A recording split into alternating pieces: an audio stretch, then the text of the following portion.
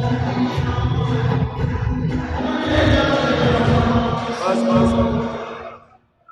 اللہ الرحمن الرحیم. آپ نے ایک منٹ خاموشی خاموشی خاموشی. اچھا جی، میں آج آپ کے پاس خاص آیا ہوں آپ کی تیاری کروانے کے لیے. اس لیے بس اب آپ نے میری بات سننی ہے، کیونکہ یہ ضروری ہے کہ آپ کو آنے والے دنوں کا میں لائحہ دوں. پاکستان کے لیے یہ ایک فیصلہ کن وقت ہے، اور میرے آج جو کارکن لاہور کے جو میرے کارکن ہیں، آپ کا بہت اہم رول آنے والے دنوں میں ہے. اس لیے ضروری ہے کہ آپ میری آج بات سنیں. سب سے پہلے میں آپ کو مینار پاکستان کے جلسے کی مبارک دیتا ہوں.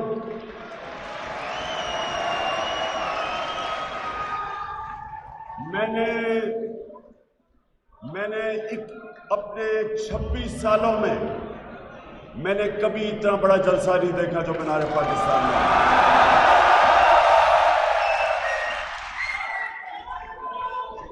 دوسری بات، بس سنیں. 27ویں رمضان کو پاکستان بنا تھا. کل 27ویں رمضان ہے. 27ویں رمضان کو ایک وہ ملک بر صغیر میں وہ ملک بنا تھا جس کا نعرہ تھا پاکستان کا مطلب کیا. تو کل ہم نے شب دعا اناؤنس کی ہے. آپ نے سب نے غور سے میری بات سن لیں. آپ نے اپنے محلوں گلیوں میں ساری جگہ جانا ہے، اور لوگوں کو شام کو 10 بجے میں دعا کروں گا. میرے ساتھ ہوں گے مولانا طارق جمیل. ہم اپنے ملک کے لیے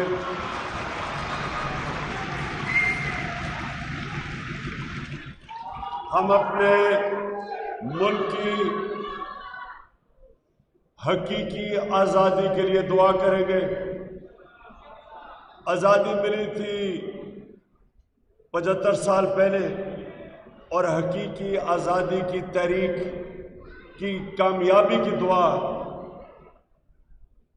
مولانا طارق جمیل کے ساتھ ہم کریں گے. کل سارے پاکستان کے اندر ہر علاقوں میں، ہر ضلع میں اپنی تنظیموں کو کہہ چکا ہوں کہ وہ سارے ٹیلی ویژن سکرینز کے ذریعے اس دعا کو 10 بجے آپ سنیں گے بھی. اور میں چاہتا ہوں سب ہم سارے پاکستان میں، اور چاہے وہ تحریک انصاف کے لوگ ہیں یا نہیں ہیں، میں پاکستانیوں کو کہہ رہا ہوں، ہم سب دعا کریں گے اپنے ملک کی حقیقی آزادی کے لیے.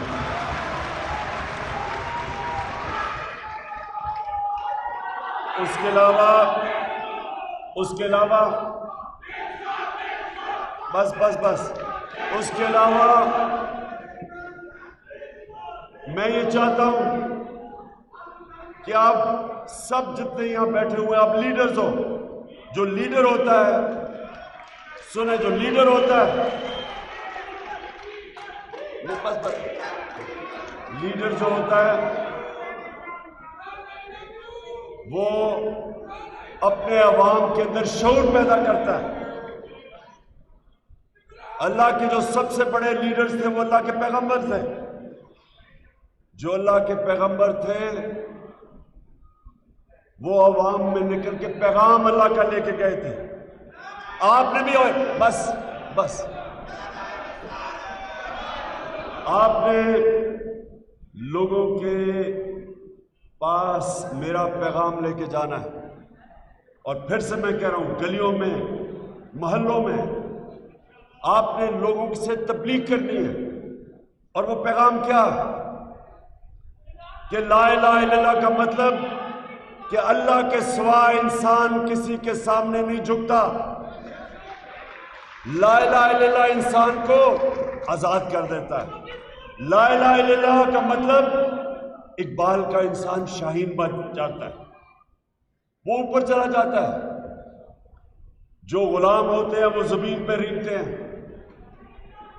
جب آپ لوگوں کے پاس جائیں گے، لوگوں کو آپ نے بتانا ہے کہ ایک ملک کے اوپر سازش کے تحت ایک امپورٹڈ حکومت مسلط کی گئی ہے، جس کا مطلب، جس کا مقصد صرف ایک ہے کہ ہمیں امریکہ فتح کیے بغیر ہمارے اوپر ہمیں کنٹرول کرے گا، انسٹوجز کے ذریعے، یہ بوٹ پالشر کے ذریعے، یہ چیری بلاسم کے ذریعے۔ یہ لوگ یہ کنٹرول کیوں ہوں گے؟ کیونکہ ان کا پیسہ، ان کی جائیداد، بڑے بڑے محلات ان کے ملک سے باہر ہیں، اور یہ اس کی وجہ سے یہ اپنی چوری کے پیسے کو بچانے کے لیے یہ سارے ملک کو غلام بنا دیں گے۔ فیصلے ہمارے ملک کی بہتری کے لیے نہیں کریں گے، اپنے ملک کو قربان کریں گے کسی اور ملک کے فارن پالیسی، ان کے مفادات کے لیے۔ ہم نے جو امریکہ کی جنگ کے اندر شرکت کی تھی، ہمارا جو تب سربراہ تھا، ایک ٹیلی فون کال کے اوپر گھٹنے ٹیک گیا۔ 80,000 پاکستانی مارے گئے اس جنگ میں۔ ہمارے ملک کو جو مشکلات کا سامنا کرنا پڑا، صرف اس وجہ سے کہ جو ہمارا ملک کا سربراہ تھا، اس نے اپنے ملک کی مفادات کے لیے فیصلے نہیں کیے، اپنے ملک کو قربان کیا کسی اور ملک کی فارن پالیسی کے لیے، فائدے کے لیے۔ اس لیے آج جو یہ سازش ہوئی، جو سازش ہوئی، یہ سازش صرف اس لیے ہوئی پاکستان پہ کہ آپ کا جو پرائم منسٹر تھا، اس نے کہا میں وہ فارن پالیسی بناؤں گا جس کا صرف مقصد ہوگا میرے ملک کی لوگوں کی مفادات کے لیے، میرے لوگوں کے فائدے کے لیے۔ میں اپنے لوگوں کو کسی اور ملک کے لیے قربان نہیں کروں گا۔ اس لیے سازش ہوئی۔ اور سنیں، ایک منٹ سنو، ایک منٹ دیکھو، سنو، اگر آپ مجھے تقریر نہیں کرنے دیں گے اور نعرے مارتے رہیں گے تو آپ پیغام کیسے لے کے جائیں گے لوگوں کے پاس؟ اب آپ نے غور سے سننے جو میں نے آپ کو پیغام دینا ہے، کیونکہ میں چاہتا ہوں کہ کم از کم 20 لاکھ لوگ اسلام آباد میں پہنچے جب میں کال دوں گا۔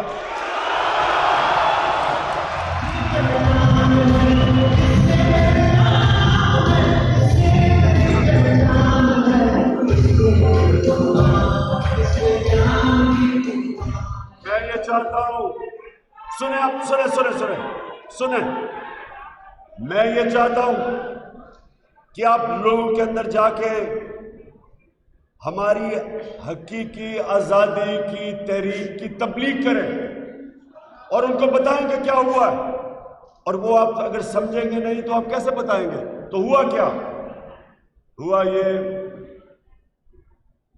کہ انہوں نے باہر سازش بنائی، اس کے اندر یہاں کے میر جعفر اور میر صادق کو ساتھ ملایا، ان کے ساتھ مل کے انہوں نے پلان کیا۔ اسی طرح پلان انہوں نے ایران میں 1950 کی دہائی میں بنایا تھا۔ ان کا بھی ایک آزاد پرائم منسٹر آیا تھا، اس کا نام مصدق تھا۔ اس نے بھی فیصلہ کیا کہ ایران کا جو تیل ہے اس کا فائدہ ایران کے لوگوں کو ہونا چاہیے، امریکی اور برطانیہ کی کمپنیز کو نہیں ہونا چاہیے۔ انہوں نے اس کو ہٹانے کا، جس کو رجیم چینج کہتے ہیں، پلان بنایا. اور وہ کیا پلان تھا؟ سب سے پہلے میڈیا کو پیسہ کھلایا. یہ اب سی آئی اے کے پیپرز ڈی کلاسیفائی ہوئے، یہ سب کو پتہ ہے. آپ یہ اب گوگل بھی کریں تو پڑھ سکتے ہیں اس کے اوپر. انہوں نے سی آئی اے نے پلان بنایا برطانیہ کی ایجنسی کے ساتھ. اور وہ پلان کیا تھا؟ پہلے میڈیا کے اندر کردار کشی کی جائے ان کے پرائم منسٹر کی، اس کے اوپر ہر قسم کے گندے الزامات لگائے جائیں، پھر اس کے اوپر کیمپین کریں کہ وہ نااہل ہے، وہ قابل نہیں ہے. پھر اس کی جو مصدق کی اپنی پارٹی کے لوگ تھے، جو پارلیمنٹیرینز، ان کو رشوت دی، ان کو توڑنے کی کوشش کی، لوٹا بنانے کی کوشش کی. پھر جو اپوزیشن پارٹیز تھیں ان کو پیسہ دے کے ان کو سڑکوں پہ نکالا، لانگ مارچ، اس طرح کی چیزیں کروائیں. اور پھر پوری سازش جب ہو گئی، پھر مداخلت ہوئی. تو یہاں بھی پہلے سازش ہوئی، پہلے انہوں نے میڈیا کے اوپر پیسہ چلایا. آپ کو پتا ہوگا سارے میڈیا میں کیمپین چل رہی ہے جی اس سے نااہل حکومت نہیں ہے. یہ حکومت کی جو پرفارمنس ہے، میرے کارکنوں، آپ جب لوگوں کے اندر جائیں گے ان کو بتائیں کہ یہ پچھلے جس طرح کا یہ ہمیں ملک ملا تھا، جس کا دیوالیہ نکالا ہوا تھا، جس کا سب سے بڑا خسارہ تھا، بیرونی ملک کا خسارہ، جس کی وجہ سے آئی ایم ایف کے پاس جانا پڑا، $20 ارب تھا. ہمیں بینکرپٹ ملک چھوڑ کے گئے، اس کو سنبھالا، اوپر سے کرونا آ گئی. دنیا تعریف کرتی ہے کہ وہ 3 ملک تھے جنہوں نے سب سے بہترین طریقے سے کرونا کا مقابلہ کیا، وہ پاکستان تھا. اس میں سے نکالا، اور تیسرے سال میں 5.6% ہماری ملک کی گروتھ ریٹ ہوئی، یعنی دولت میں اضافہ ہوا. اور جو خسارہ تھا، جو ہمیں یہ تاریخی خسارہ چھوڑ کے گئے تھے، 11 سال میں پاکستان کا سب سے خسارہ سب سے کم خسارہ ہمارے تیسرے سال میں تھا. 11 سالوں میں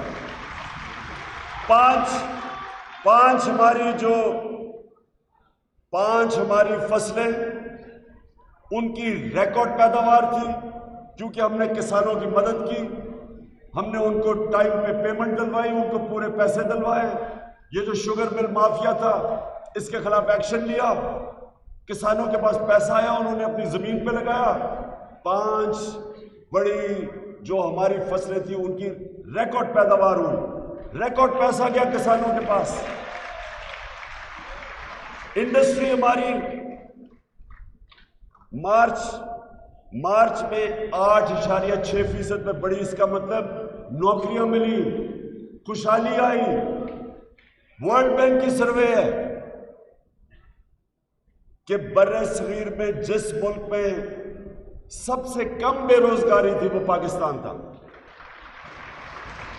پھر اس کے باوجود میڈیا پہ پوری کیمپین چلائی گئی کہ حکومت فیل ہو گئی، حکومت نااہل ہے. اس کے باوجود کہ وہی آئی ایم ایف کہہ رہا ہے کہ پاکستان سسٹینیبل گروتھ پہ نکل گیا، ورلڈ بینک تعریفیں کر رہا ہے، یا ہماری اپوزیشن کہتی فیل ہو گئی. تو پوری پروپیگنڈا کیمپین چلائی گئی. پھر ہمارے ان لوگوں سے ملا، امریکن ایمبیسی کن سے مل رہی تھی؟ ہمارے ان لوگوں سے جو بعد میں لوٹا ہوئے، ان سے میٹنگ شروع کر دی انہوں نے.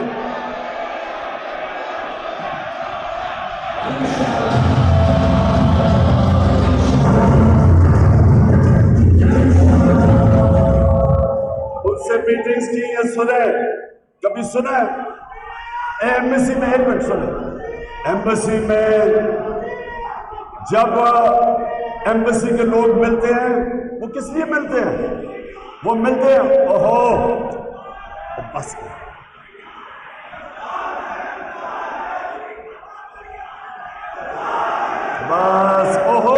بس.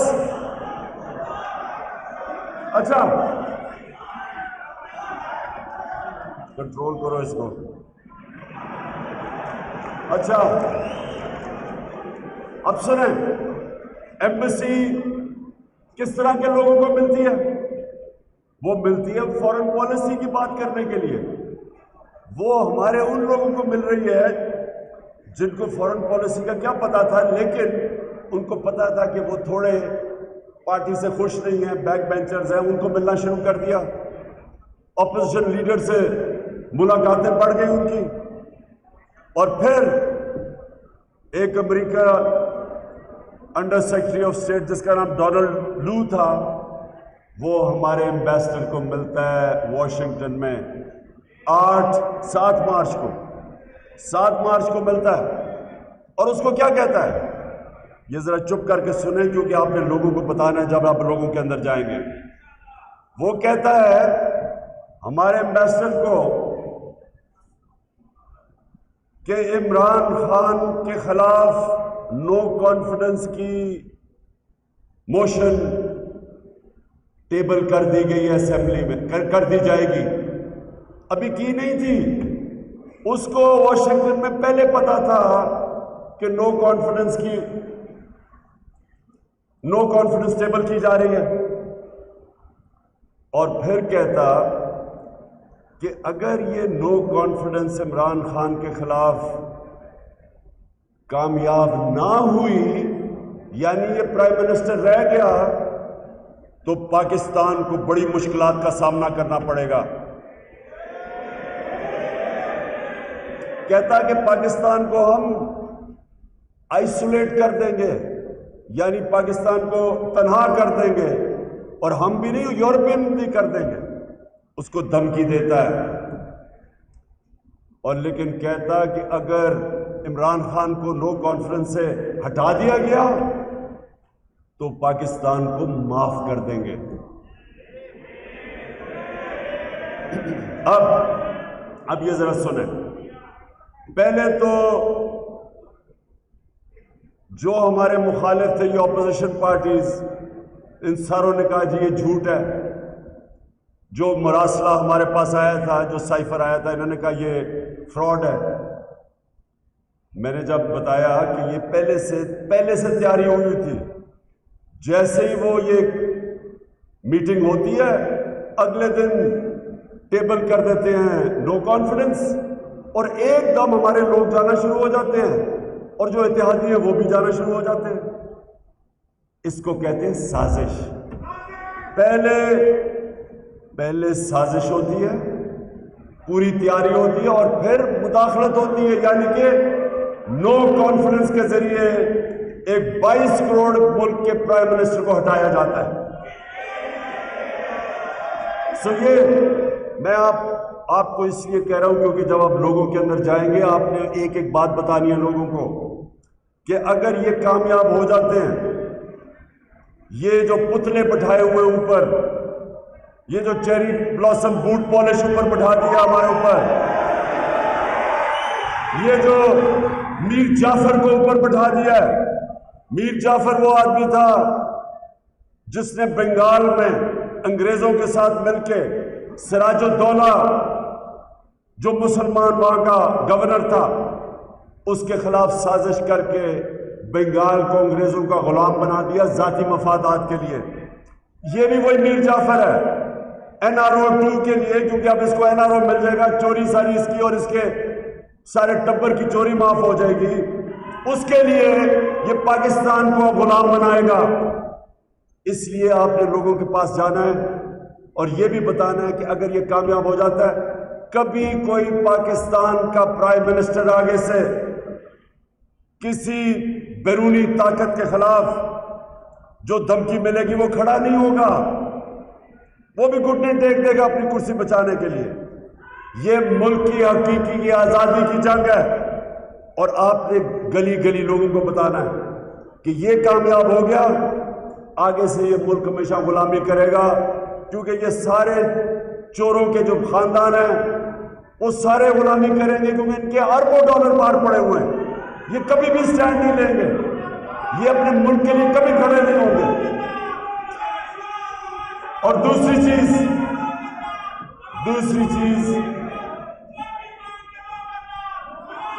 ہم اب دوسری چیز بس دوسری چیز یہ جو آپ نے بتانی ہے لوگوں کو کہ یہ وہ دو خاندان ہیں جن کے ساتھ ڈیزل بھی ملا ہوا ہے.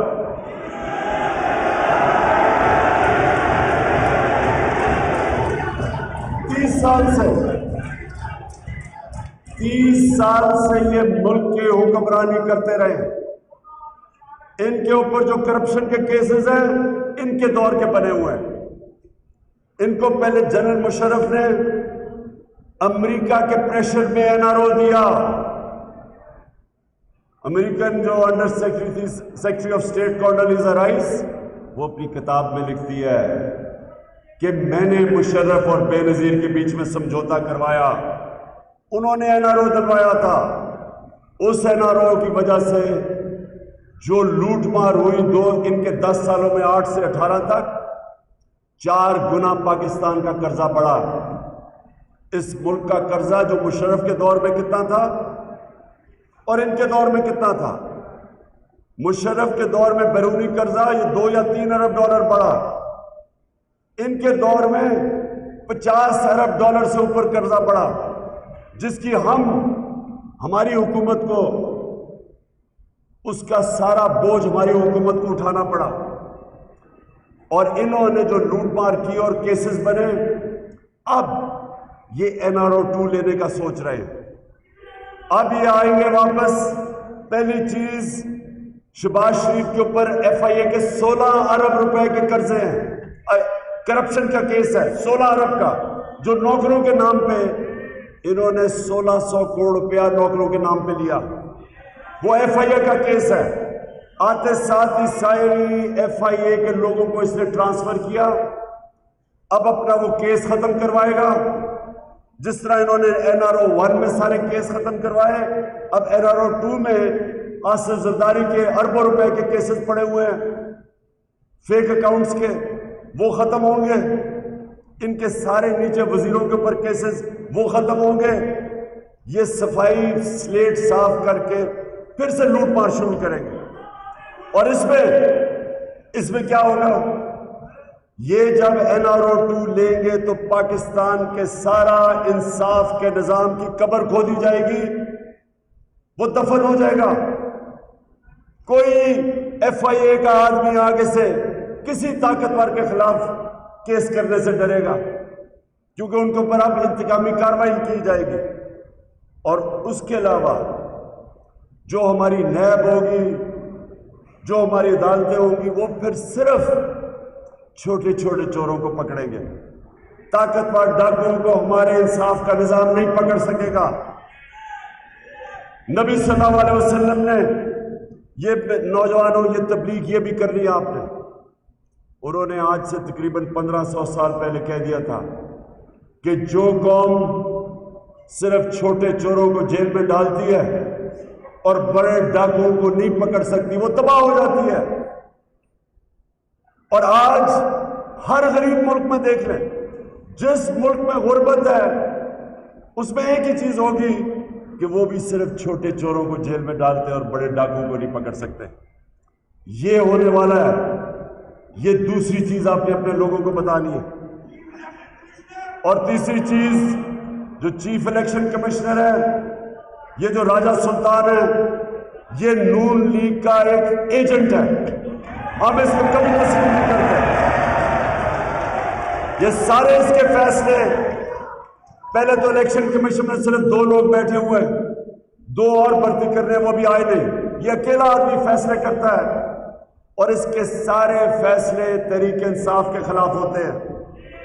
ہم نے اس کو جب سے ہماری حکومت آئی ہم اسے کہتے رہے کہ جو فورن فنڈنگ کیس جو انہوں نے بنایا ہوا ہے, ہم یہ چاہتے ہیں, وہ فورن فنڈنگ تو ہے نہیں, بیرون ملک پاکستانیوں کے پیسے فورن فنڈنگ تو نہیں ہوئی, وہ تو پاکستان بھی فورن فنڈنگ پہ چل رہا ہے. 31 ارب ڈالر وہ نہ بھیجے تو آج پاکستان بھی نہ چلے. تو ہم نے اس کو تب بھی کہا کہ تینوں جماعتیں, جو بڑی 3 جماعتیں ہیں, ہم سب کے کیس اکٹھے سنے جائیں. کیوں نہیں آپ, اگر آپ کو پارٹیز کی فنڈنگ کے کیس دیکھنے ہیں تو سب کے اکٹھے سنے. کیوں صرف تحریک انصاف کو کٹہرے میں کھڑا کیا ہوا ہے اور وہ دو باقی پارٹیز کے کیس نہیں سنتے؟ اس لیے کہ سازش ہے اس کی کہ ان کو سب کو پتا ہے کہ تحریک انصاف کو اب کوئی اس ملک میں پارٹی نہیں ہرا سکتی، کیونکہ سارے پاکستان میں تحریک انصاف سب سے بڑی جماعت ہے. تو انہوں نے یہ سازش بنائی کہ کسی طرح فوراً فنڈنگ میں کوئی چیز ڈھونڈ کے تو تحریک انصاف کے خلاف ایکشن لیا جائے. اس کو ہم آج کہہ رہے ہیں کہ یہ آپ جو الیکشن کمشنر ہو، آپ کے اوپر پاکستان کی سب سے بڑی جو جماعت ہے اس کو آپ کے اوپر کوئی اعتماد نہیں. وہ سمجھتے ہیں آپ جانبدار ہیں، نون لیگ کے ایجنٹ ہیں، لہذا آپ کے پاس کوئی اخلاقی جواز نہیں ہے چیف الیکشن کمشنر بننے کا. آپ کو ریزائن کرنا چاہیے، کیونکہ کبھی بھی میچ نہیں کھیلا جاتا جب تک امپائر نیوٹرل نہ ہو، یعنی دونوں ٹیموں کو اس کے اوپر اعتماد نہ ہو. جج کبھی کیس نہیں سنتا. اگر ایک پارٹی یہ کہے کہ ہمیں جج پہ اعتماد نہیں ہے، وہ ریکیوز کرتا ہے اپنے آپ کو. یہ کیسے ہو سکتا ہے کہ جو ملک کا الیکشن کمشنر ہے اس کو ساری جو بڑی جماعت ہے وہ کہتی ہے کہ یہ جانبدار ہے؟ غیر جانبدار نہیں ہے، اس کو ریزائن کرنا چاہیے. اور سب سے بڑی بات یہ کہ کیا وجہ ہے کہ جو سازش کا حصہ انجانے میں بنے، یہ جو لوگوں نے جو لوٹے بنے، پیسے لے کے اپنے ضمیر بیچے، شاید ان کو نہیں پتا تھا. ہم نے حالانکہ پارلیمنٹ میں ان کو دعوت دی کہ پارلیمنٹ کی سیکیورٹی کمیٹی میں آئے، ہم آپ کو یہ مراسلہ دکھاتے ہیں. وہ ہم نے آج سپریم کورٹ کے چیف جسٹس کو بھی بھیجا ہے، پریزیڈنٹ کے پاس بھی ہے. سب کو پتا ہونا چاہیے کہ اب تو نیشنل سیکیورٹی کونسل کی جو شہباز شریف نے میٹنگ کی اس میں بھی ان کو تسلیم کرنا پڑا کہ یہ مراسلہ جینوئن ہے، یہ فیک نہیں ہے. تو ہو سکتا تھا کہ ان لوگوں کو پتا نہ ہو. شہباز شریف کو اور آصف زرداری کو، نواز شریف، اس نے تو سب سے زیادہ سازش میں اس نے لندن میں بیٹھ کے کی تھی، اور فضل الرحمان کو، ان سب کو پتا تھا کہ یہ مراسلہ اصل میں امریکہ کے سازش کے حصے تھے. یہ تینوں 3 اسٹوجز سازش کا حصہ تھے. لیکن ہو سکتا ہے کہ یہ جو لوٹے تھے ان کو نہ پتا ہو. لیکن میں ہی آج کہتا ہوں، میں پاکستان کی عدالتوں سے بھی پوچھتا ہوں اور میں الیکشن کمیشن سے بھی پوچھتا ہوں کہ کیا ہے اتنی بڑی سازش ہوئی پاکستان سے، اور یہ لوگوں نے اپنے ضمیر بیچے، 20-25 کروڑ روپے کے لے کے انہوں نے اس سازش کا حصہ بنے. گورنمنٹ کو گرانے میں انہوں نے پورا حصہ لیا. تو کیا پاکستان کا انصاف کا نظام کوئی ان کے اوپر سٹیپ نہیں لے گا؟ کیوں نہیں اس کے اوپر فوری طور پہ ڈے ٹو ڈے ہیئرنگ کی گئی؟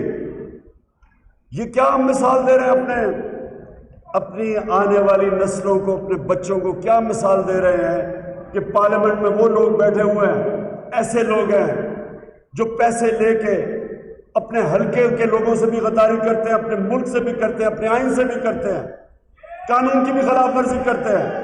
ان کے اوپر کوئی ایکشن نہیں لیا جائے گا. اور کیوں اتنی دیر لگ رہی ہے؟ یہ ساری قوم کی ڈیمانڈ ہے، الیکشن کمیشن سے بھی، اپنی عدلیہ سے بھی، کہ ڈے ٹو ڈے ہیئرنگ کر کے ان کے خلاف ایکشن لیا جائے.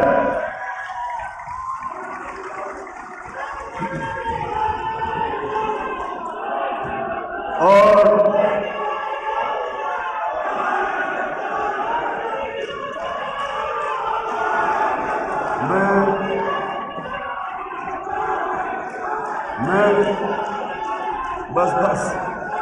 میں آخر میں 2 چیزیں اور کہنا چاہتا ہوں. میں اس لیے چاہتا ہوں، آپ کی سب کی ذمہ داری ہے، سنیں، ذمہ داری ہے آپ کی کہ آپ نے کوئی ریسٹ نہیں کرنا. آپ نے تبلیغ کرنی ہے، اپنے علاقوں میں جانا ہے.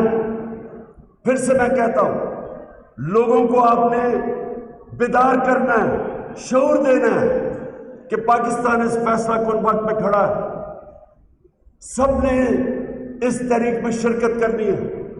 یہ شرکت ہے پاکستان کے مستقبل کی، اور میں آپ سب کو آج یہ کہنا چاہتا ہوں کہ آپ کے لیے کوئی ریسٹ نہیں ہے۔ عید والے دن بھی عید بھی ملے،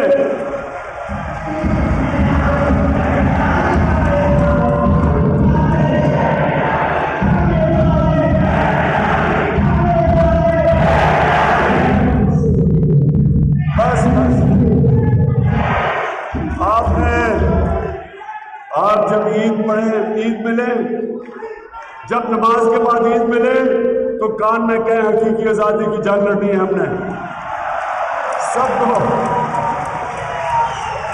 دیکھیں نوجوانوں، میری بات سن لیں، کبھی بھی کوئی آپ کو آزادی لے کے نہیں دیتا، قوم اپنی آزادی خود جدوجہد سے دیتی ہے، اپنی آزادی کے لیے جہاد کرتی ہے۔ اس لیے آپ نے کوئی ریسٹ نہیں کرنا، اور میں آج سب کو آج کہنا چاہتا ہوں کہ 20 لاکھ لوگ کم از کم میں اسلام آباد میں چاہتا ہوں جب میں کال دوں گا۔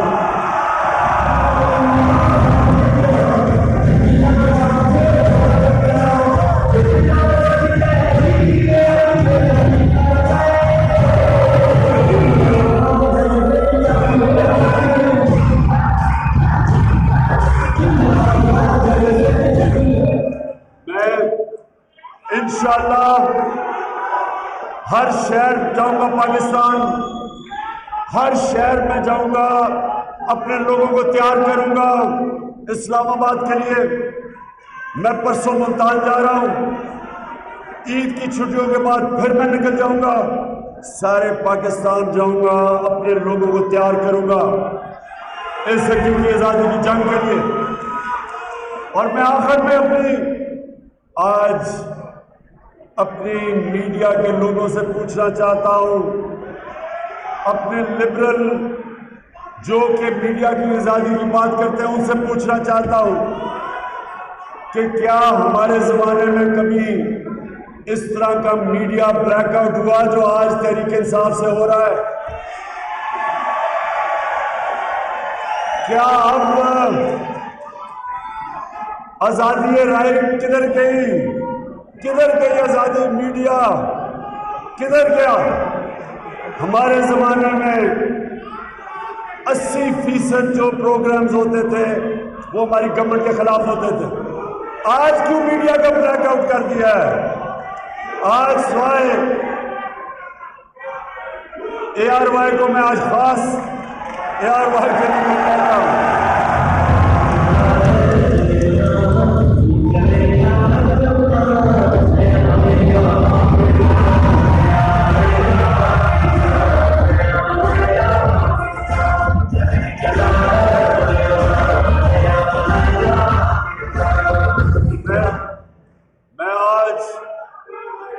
میں آج ARY کو خراج تحسین پیش کرتا ہوں کہ ڈٹ کے کھڑا ہے ARY، اور باقی بھی میں 3 چینلز وہ بھی کھڑی ہو رہی ہیں، لیکن میں دیکھوں گا پھر ان کو بھی عوام کے اندر ان کو بھی خراج تحسین پیش کروں گا 3 اور چینلز کو۔ لیکن باقی چینل سے میں پوچھنا چاہتا ہوں کہ کون آپ کو دھمکی دے رہا ہے کہ تحریک انصاف کو بلیک آؤٹ کرو؟